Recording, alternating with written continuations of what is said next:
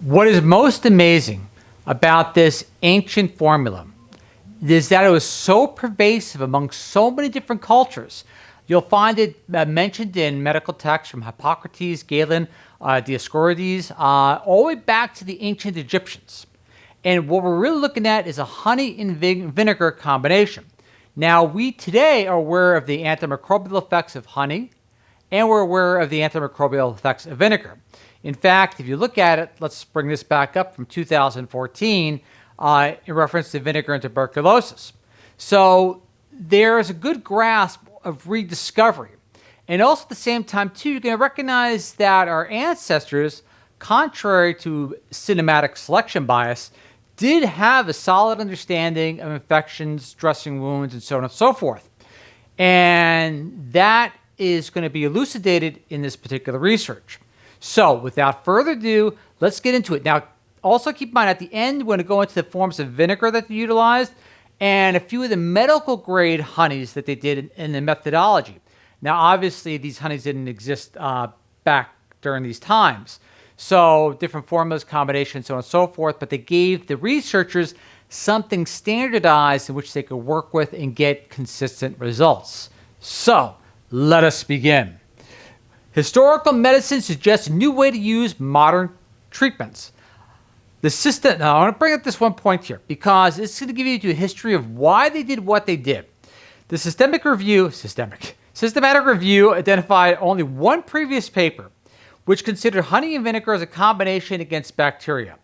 The authors assayed various honey vinegar solutions and determined the combination provides a superior killing effect on select pathogenic bacteria than just vinegar alone. So it's quite interesting. You could have this medicine utilized, kind of like Bald's-eye salve. Remember, we did Nottingham University as well on top of that. That is so pervasive in so many texts of ancient literature, medical literature, and yet, where's the studies? Or why not study, we should say. To proceed, the mixture of honey and vinegar, also known as oxymel, has been used as medical treatment throughout history. And now scientists have established that this combination could have a modern application in the treatment of wounds, while rediscovering what we already have discovered, so to say. By comparing the use of vinegar and acetic acid alone, then in combination with medical-grade honey, the researchers found that it was specifically the combination of the two substances which worked best. Quoting, "We applied a low dose of honey that alone didn't kill a bacteria, and a low dose of acetic acid that could not kill a bacteria," according to the doctor. "These doses are lower than those that wound care nurses currently use on patients. But when we put these low doses together," quoting obviously, "we saw a large number of bacteria dying, which is really exciting. We really need to investigate whether combining these substances could help patients who are not responding to either substances used alone." So we're looking at the synergistic combination. Honey's established, vinegar's established, the combination yet to be fully established. To proceed, the researchers also found that some natural vinegars had a greater ability to kill bacteria than the equivalent of dose of pure acetic acid. I mean, there are other elements at play besides the acetic acid. In particular, pomegranate vinegars are interesting candidates for further study. They found that it worked on a greater spectrum of bacteria used in the research. These had strong antibacterial activity like acetic acid and had activity when combined with honey. Let's get into the history because you already got down that honey and vinegar per se are stronger together than apart, according to this particular outcome in the research. So here we proceed, the history. Vinegar and honey this is going to find in the full study, not the media article that was presented, are ubiquitous ingredients in historical and traditional medical remedies across time and cultures up to the present day. We just kind of like lost it and rediscovered it. One influential medieval text describes honey as having the virtues of both food and medicine, and citing Hippocrates. And I cannot pronounce this, so please, if you could pronounce it for me, that'd be great. Ibn Sina, I don't want to be disrespectful, so I'll proceed. The ability to expel, cleanse, nourish, and penetrate infection. I want to reiterate that.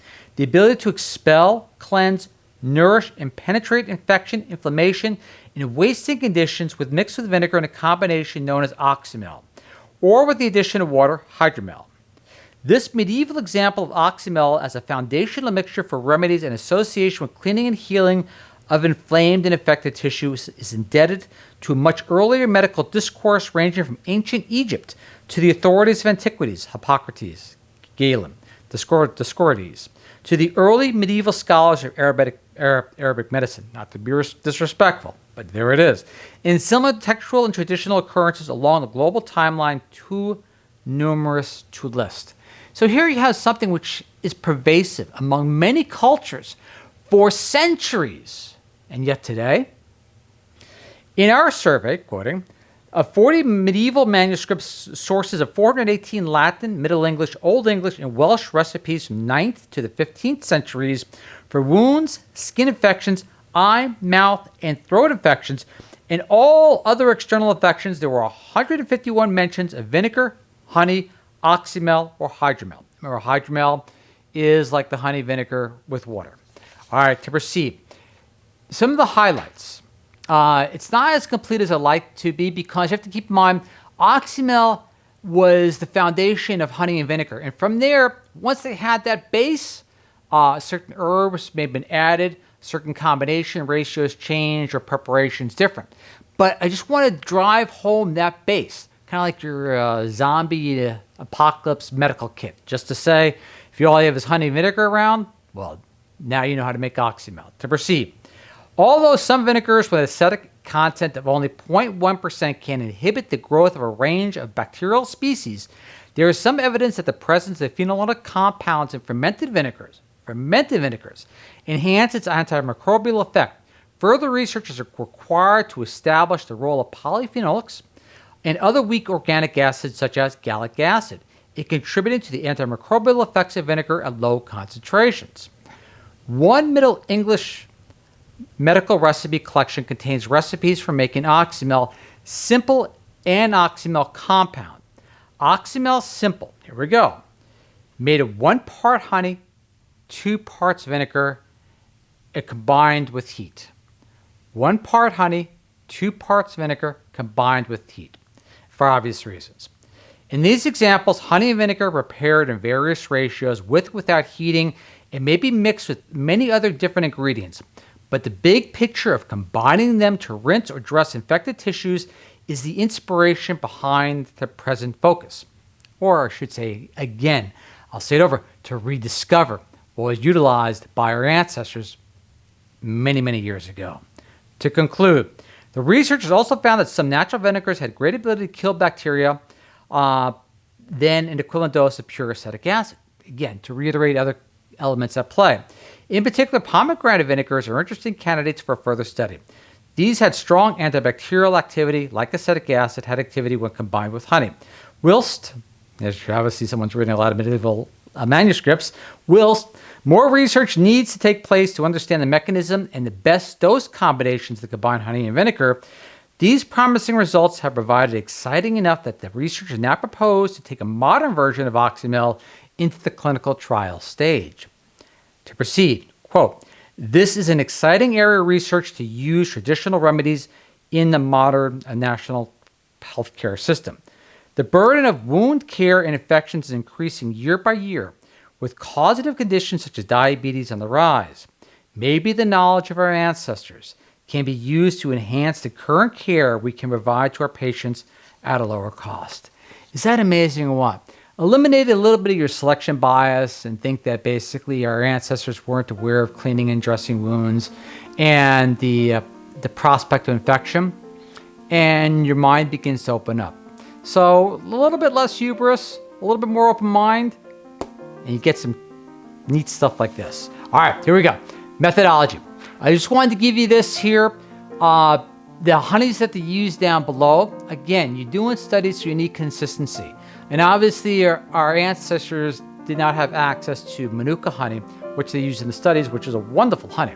But also on top of that, the different vinegars that we used across the line, with a special emphasis they had on fermented vinegars and pomegranate vinegar, in particular because it's broad spectrum in regard to having a solid impact on a multitude of bacteria. So there you have it.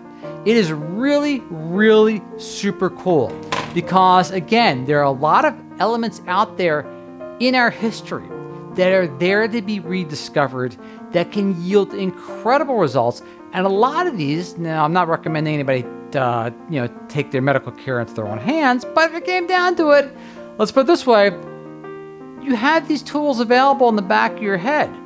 A little honey, a little vinegar, maybe you have the problem solved. Again, not to replace a proper medical diagnosis, but again, gratitude to the researchers here. This is just amazing stuff. I love historical medicine, which eventually becomes modern medicine once again. And also, too, I am humble you watch and look forward to seeing what you and I discover next week. And also, if you want me to, I'll link the tuberculosis vinegar one from 2014. Again, I realize it's dropped out of search engines, just mention it, and I'll link it in the comments. Catch you all next time. See you then. Bye.